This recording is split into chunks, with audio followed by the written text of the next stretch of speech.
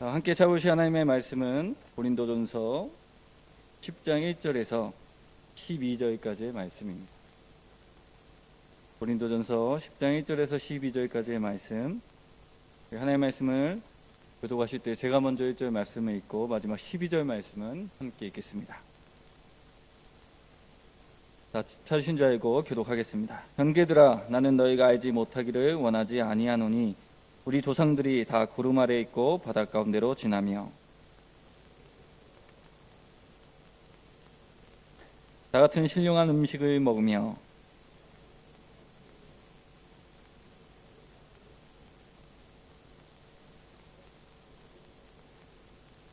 그러나 그들의 다수를 하나님이 기뻐하지 아니하셨으므로 그들이 광야에서 멸망을 받았느니라.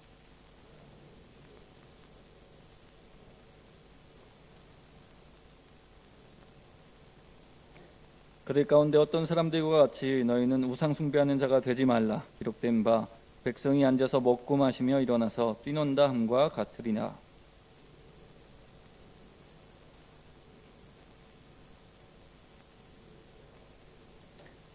그들 가운데 어떤 사람들이 주를 시험하다가 뱀에게 멸망하였나니 우리는 그들과 같이 시험하지 말자.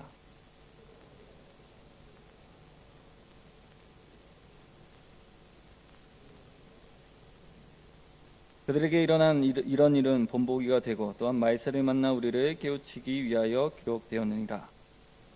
선줄로 생각하는 자는 넘어질까 조심하라. 아멘. 저는 성도라는 단어가 참 좋습니다. 왜냐하면 성도란 하나님께 부름을 받아 구별된 자로 존재이기 때문입니다. 곧 하나님께 은혜를 받아 그 은혜로 하나님과 함께 동행하며 살아가는 존재이기 때문에 저는 성도라는 단어를 들을 때마다 참 감사하고 기쁩니다. 특별히 그 은혜가 무엇이 좋고 또 무엇이 그른지를 분별하게 하십니다. 내 노력과 내 감정과 내 상황이 아니라 하나님의 은혜가 있기 때문에 내가 이와 같이 살아가고 있고 하나님이 약속하신 그 약속하신 것을 소망 중에 붙잡고 살아갈 수 있기 때문에 성도라는 단어가 참 좋습니다. 여기서 함께 나누고 싶은 또 질문이 있습니다. 성도 여러분, 하나님의 은혜를 받고 믿는 성도의 신앙이 퇴보할 수 있을까요? 사실 신앙을 두고 퇴보다 진보다라는 말을 사용하는 것이 저에게는 좀 어색합니다. 질문을 좀 바꿔서 신앙이 성숙이 아니라 성숙하지 않음으로 나아갈 수 있을까요? 하나님의 은혜를 알고 성도가 된 사람은 이론적으로는 그렇게 될 수 없다는 것을 알고 있습니다. 하나님의 은혜는 다함이 없기 때문이죠. 또한 끝까지 우리를 인도하셔서 하나님이 약속하신 것을 누리게 하시기 때문입니다. 그런데 꼭 그렇지 않다는 것도 우리는 경험상 그 삶을 통해서 또한 알고 있습니다. 그렇다면 성도 여러분, 이 질문에 사도 바울은 어떤 대답을 하였을까요? 9장 마지막 부분을 보면 사도 바울은 고린도교회 성도들에게 신앙을 경기에 참가한 선수로 비유하는 것을 보게 됩니다. 그러면서 9장 마지막 구절에 이렇게 말씀하시면서 10장 말씀으로 이어가십니다. 나는 내 몸을 단련하여 복종시킵니다. 다른 이들에게 복음을 선포하고 나서 나 자신이 실격자가 되지 않으려는 것입니다. 그 사도 바울은 열심히 다른 사람들에게 복음을 전하는 일에 참여한 뒤에 자신만 복음의 기쁨을 누리지 못할까봐, 자신만 경계에서 실격한 자가 될까봐 더욱더 열심히 주 안에 머무기를 노력한다 말하고 있는 것입니다. 마치 예수님께서 말씀하신 것 같이 먼저 된 자가 나중되지 않기 위해서 주님의 은혜를 기억하고 바라보며 자신의 몸을 단련시키고 주님께 복종시키고 있다 말씀하셨습니다. 그러면서 10장 1절에 이렇게 말씀하십니다. 쉬운 번역으로 보면 형제 여러분, 나는 여러분이 이 사실도 알기를 바랍니다 라고 나타납니다. 그래서 이 사실은 무엇일까요? 그것은 9장에 암시되어 있고 10장 1절 이후에 나타난 것처럼 처음 된 자가 나중 되는 것, 경기에 먼저 참여한 자도 먼저 실격할 수 있다는 것을 가리킵니다. 그 은혜 받은 자가 성숙하지 못하는 길로 나아갈 수 있다는 것을 말씀하고 계신 것입니다. 그러면서 예를 드십니다. 흥미롭게도 사도 바울은 이스라엘 백성들과 고린도 교회 성도들이 동일한 은혜를 받았다 말씀하고 계십니다. 말씀을 보시면 2절에 홍해가 갈라져 건너는 것을 세례라 말씀하십니다. 성도 여러분, 왜 홍해를 건너미 세례일까요? 세례는 예수 그리스도를 믿음으로 구습을 쫓았던 예자가 죽었다는 것을 고백하고 많은 사람들 앞에서 확증하는 것이기 때문입니다. 이스라엘 백성들은 함께 홍해를 건넜습니다. 곧 애굽에서 종으로 살았던 예자를 홍해를 건너가게 하신 하나님의 은혜로 끊어낸 것입니다. 곧 죄의 지배 아래서 벗어나 주님 안에서 새 생명을 얻고 참 자유를 누리며 살게 된 것입니다. 그래서 홍해를 건넌 사건과 세례는 같은 은혜라 말씀하셨습니다. 또한 3절 4절 보시면 같은 신령한 음식과 음료를 먹고 마셨다 말씀하십니다. 왜 같은 신령한 음식과 음료를 같이 마셨다고 말씀하셨을까요? 그래서 신령한 음료와 음식과 음료는 신약 시대로 말하면 성찬식을 의미하기 때문입니다. 그래서 그 신령한 음료가 그리스도시라 4절 말씀에 기록되어 있습니다. 또한 이 두 음식은 모두 약속된 땅까지 이르기까지 하나님이 은혜로 그들에게 주신 음식이기 때문입니다. 우리도 예수님의 사유와 피를 기념하며 광야의 삶을 살아가고 있습니다. 하나님의 나라를 이룰 때까지 우리는 이것을 기념하며 믿음을 고백할 것입니다. 이야기를 꺼내면서 사도 바울은 은혜를 먼저 알고 믿었던 바로 그 이스라엘 백성들이 하나님과 멀어지게 되었다 말씀하십니다.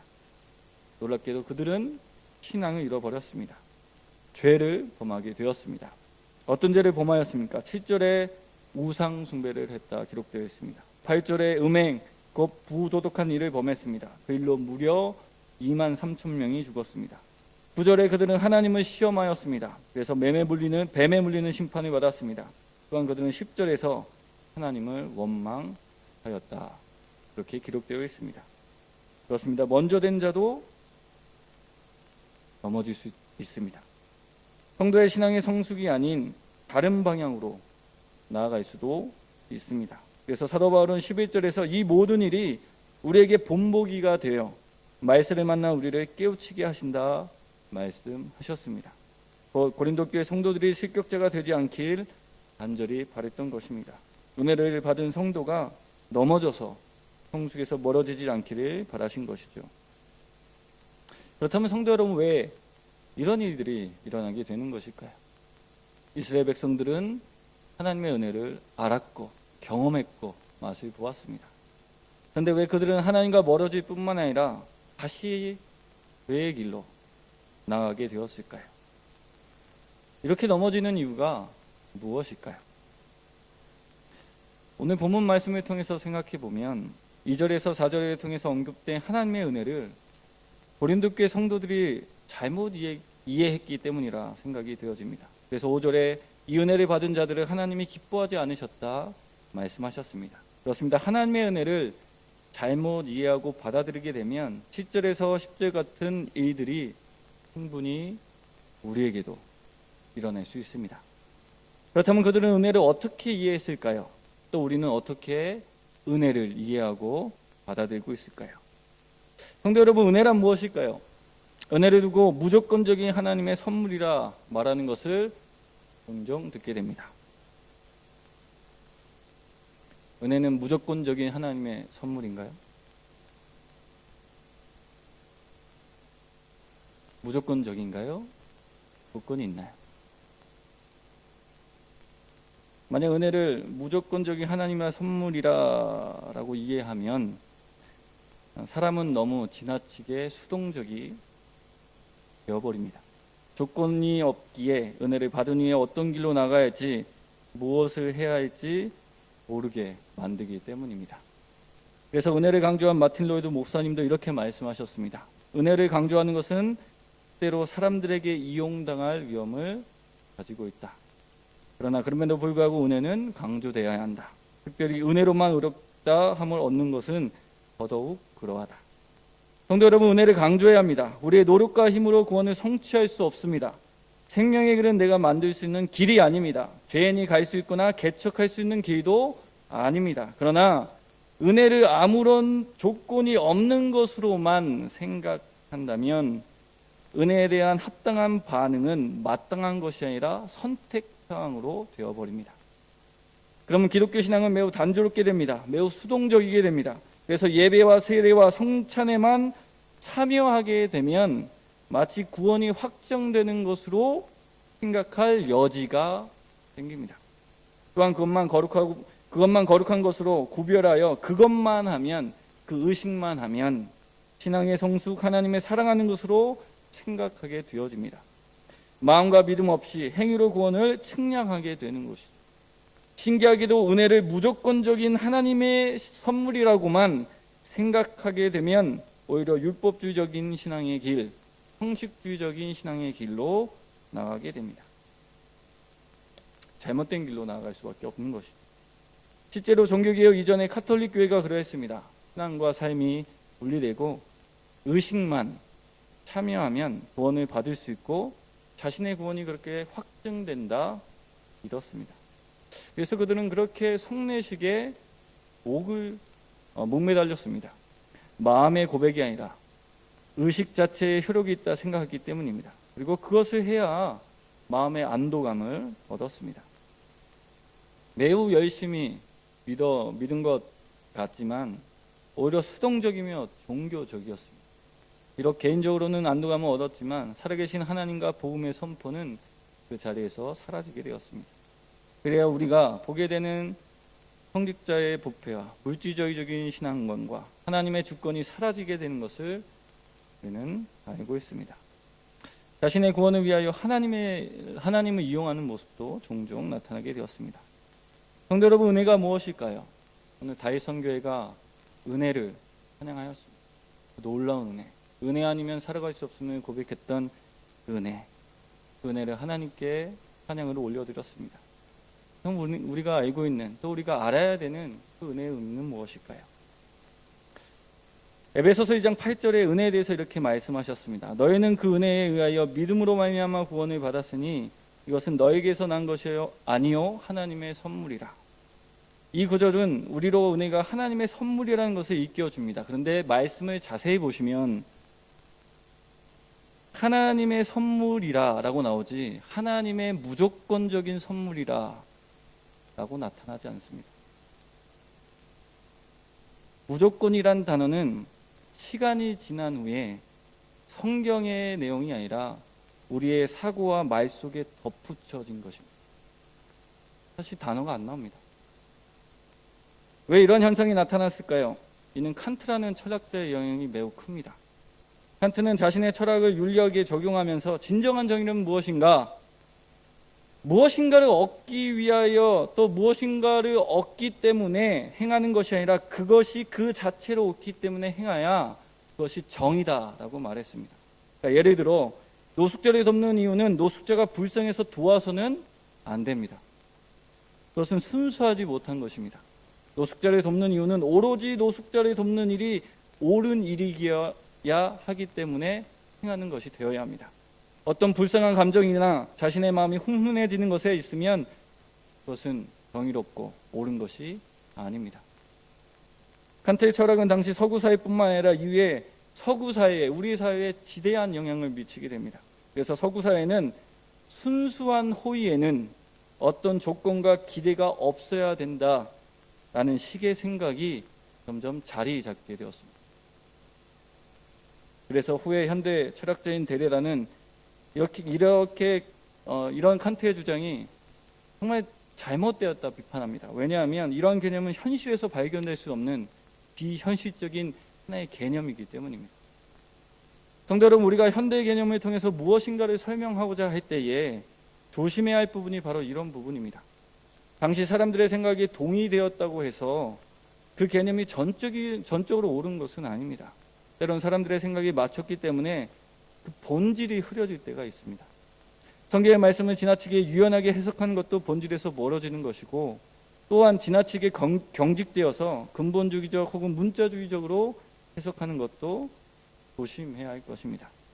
은혜라는 단어도 동일합니다. 당시 철학과 사상의 영향을 받아 그 본래의 의미가 사실 잘 안 보이게 되었습니다. 그 결과 우리는 은혜가 은혜 되기 위해서는 무조건적이어야 된다. 생각하게 되었습니다. 그래야 그 호의가 하나님의 은혜가 정말 의미 있고 가치 있는 것이라 생각하게 되었습니다. 아무런 기대 없이 주어야, 아무것도 바라는 것이 없이 줘야 진정한 참 선물이라 생각하게 된 것이죠. 또 반대로 베풀면서 상대방에게 무엇을 바라는 것은 거래이지 진정한 베품이 아니라 생각하게 되었습니다. 순수하거나 거룩하지 못한 것으로 생각하게 된 것이죠. 그래서 그렇다면 성경에서 사용된 은혜라는 단어의 본래의 의미는 무엇일까요? 은혜라는 단어는 구약의 언약적 자비를 의미하는 헤세드라는 단어에서 비롯되었습니다. 그런데 구약의 언약적 자비에 해당하는 적절한 헬라어는 엘레오스 엘레인이란 단어입니다. 카리스가 아닙니다. 사도 바울도 이것을 너무나 잘 알고 있었습니다. 그런데 사도 바울은 그리스도 안에 있는 새 언약의 자비를 표현할 때에 엘레인이라는 단어를 쓰지 않습니다. 카리스라는 단어를 사용합니다. 사도 바울은 왜 생뚱맞게 이미 있는 단어 대신에 다른 단어를 사용하게 되었을까요? 당시 역사적 정황 때문이었습니다. 이 당시 로마는 공화정에서 군주제로 바꾸어서 통치되고 있었습니다. 특히 첫 황제 아구스투스는 구원자 혹은 그 당시 주님으로 선포되었습니다. 그리고 이 황제의 시대를 은혜의 시대, 카리스의 시대라 사람들에게 각인시켰습니다. 이때 사용된 단어가 카리스라는 것이죠. 즉 당시 로마 문화에서 카리스는 로마 제국의 절대 보호자이자 신이며 주님이었던 황제가 베푸는 호의를 의미합니다. 그리고 이 카리스의 수혜자인 로마 백성들은 모두 그 황제에게 감사와 충성으로 보답해야 했습니다. 이것은 당시에 너무나 자연스러운 생각이었으며 문화였습니다.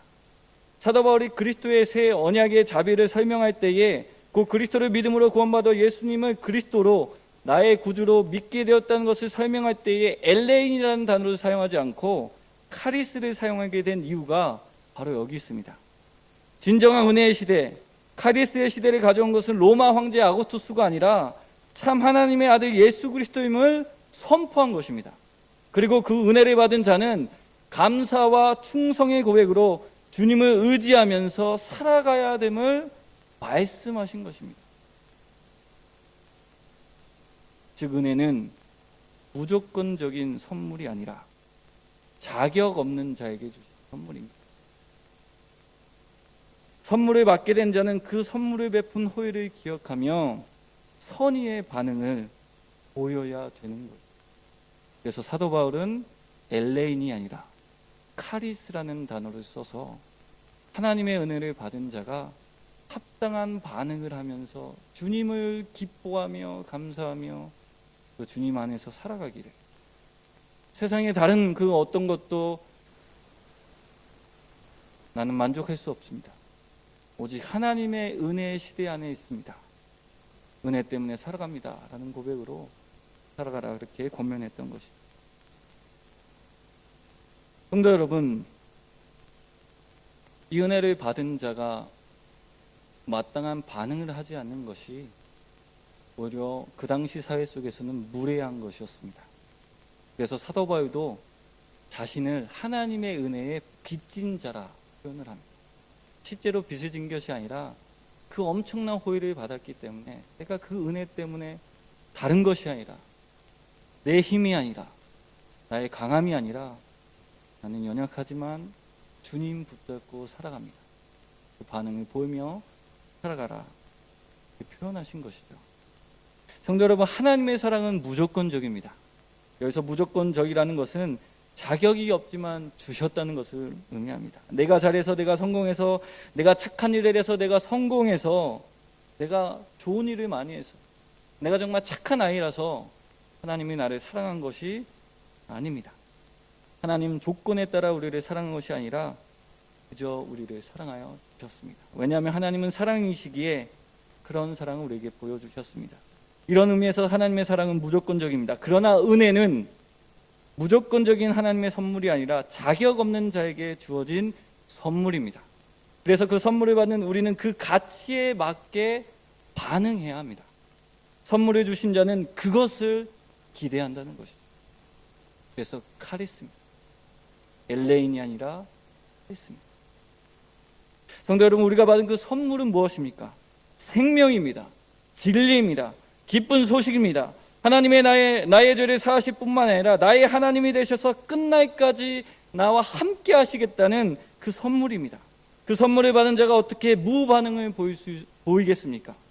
그러므로 자기 없는 자에게 베푸신 은혜를 받는 자는 선물을 주신 하나님과 온전한 관계에 들어갑니다. 예수님을 그리스도라 고백합니다. 나의 주 나의 하나님으로 고백합니다. 나의 아버지시며 나는 그분의 자녀라 고백합니다. 나의 목자셔서 나를 올바른 길로 인도하시며 내 기분과 생각과 상황에 상관없이 주님의 길로 인도하시는 분이라 믿으며 따라갑니다.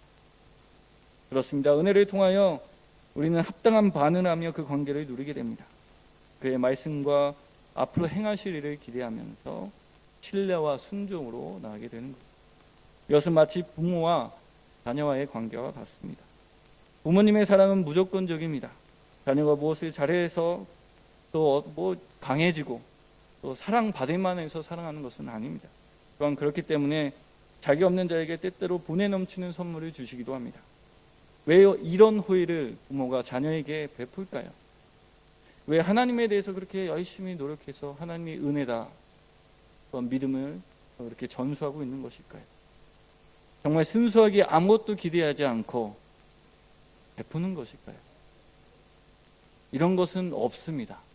현실적으로 존재하지 않습니다. 매우 추상적인 것입니다. 호의를 베푸는 것은 자녀가 올바르게 잘 자라나는 것을 기대하기 때문에 부모가 호의를 베풉니다. 부모와 좋은 관계를 맺고 함께 살아가길 바라기 때문에 부모가 자녀에게 호의를 베푸는 것입니다. 이것을 두고 어떤 누가 순수하지 못하다 말할 수 있겠습니다. 아니, 오히려 이것은 너무나 자연스러운 것입니다. 로마 시대 때에는 호의를 받은 자가 선의의 반응을 보이는 것이 아주 마땅한 일이었습니다. 그래서 사도 바울은 에베소서 2장 9절에서 은혜가 하나님의 선물임을 말씀하신 다음에 10절과 11절에서 이렇게 말씀하셨습니다. 행위에서 난 것이 아니니 이는 누구든지 자랑하지 못하게 함이라. 10절 말씀입니다. 우리는 그가 만드신 바라 그리스도 예수 안에서 선한 일을 위하여 지으심을 받은 자니 이 일은 하나님이 전에 예비하사 우리로 그 가운데 행하게 하려 하심이라. 아멘. 그렇습니다. 은혜는 자기 없는 자에게 주신 선물입니다. 그래서 말씀처럼 은혜 받은 자는 자랑하지 않습니다. 자기를 내세우지 않습니다. 내가 강하다 이야기하지 않습니다. 만약 그렇게 되면 이스라엘 백성들처럼 하나님을 시험하거나 우상 숭배로 나아가게 됩니다. 은혜를 아는 자는 하나님을 수단으로 보거나 아래로 내려다보지 않습니다. 그래서 환경에 따라 하나님이 있다 없다 하지 않습니다. 내가 쓰러짐에 따라 하나님이 있다 없다 판단하지 않습니다. 그런 어려움이 올 때에 하나님께 호소할 수 있습니다. 애통할 수 있습니다. 때때로 주님께 불평할 수도 있습니다. 그러나 그 불평이 사람이 아니고 환경이 아니고 주님이라면 우리는 불신의 자리로, 내가 하나님의 자리에 앉는 자리로 나가지 않게 되어집니다. 성도 여러분, 신비롭게도 우리가 우리의 불평과 어려움을 사람과 환경에게 행하면 분노와 적대심과 정죄와 폭력이 우리 안에 나타납니다. 그리고 결국 비난의 화살은 하나님께 향하게 되어 믿음의 정체를 얻게 됩니다. 그러나 우리의 불평과 어려움과 애통함을 하나님께 가지고 나아가면 하나님의 사랑과 은혜를 기억하게 됩니다. 내 안에 계신 성령 하나님께서 역사하시고 계시기 때문입니다. 그렇게 은혜를 기억하게 될 때 우리의 분노와 억울함이 사람으로 향하게 되면 분노와 정죄로 나아가는데, 하나님께 향하면 신비롭게 그 분노와 억울함이 풀어집니다. 내가 받은 은혜가 참 귀하며 이 땅에서의 실패와 좌절이 그 은혜를 끊을 수 없다는 것을 다시 한번 기억할 수 있기 때문입니다. 그래서 잠시 잃어버렸던 그 하나님의 소망도 다시 기억하게 됩니다. 그래야 상황을 인내하도록 연약한 우리를 잡아 주십니다. 이번 주 달러가 참 많이 올랐습니다.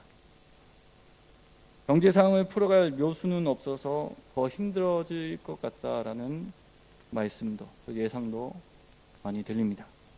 이렇게 어려운 상황에 있을 때 사람은 자포자기하여서 마음으로 또 몸으로 죄악된 길로 나아갈 가능성이 높아진다 합니다.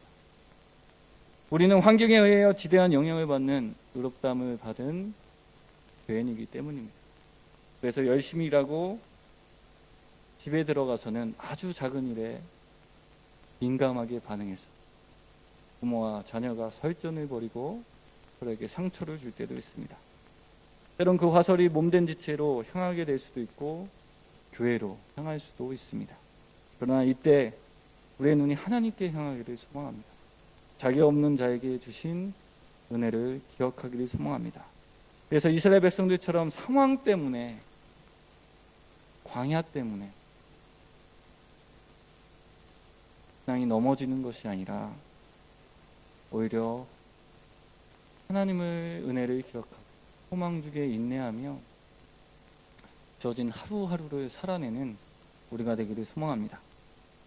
성도 여러분, 내가 강해지는 것이 하나님의 은혜가 아닙니다. 내가 잘 되어서 광야에서 떵떵거리며 살아가는 것이 은혜가 아닙니다. 그것을 목표로 하는 것이 우리가 받은 은혜가 아닙니다. 내가 바라는 대로 하나님이 나를 인도하는 것이 은혜가 아닙니다. 이것이 은혜라 생각하게 되면 우리는 다양한 돌부리에 걸려 넘어질 뿐입니다. 그래서 하나님은 사도 바울을 통해서 하나님의 선물이 은혜를 주신 이유가 그리스도 예수 안에서 선한 일을 하기 위함이라 말씀하셨습니다. 은혜는 그리스도 예수 안에 머무는 것입니다. 이 말의 의미는 예수님을 그리스도라 믿으며 살아가는 것입니다. 예수님은 그리스도십니다.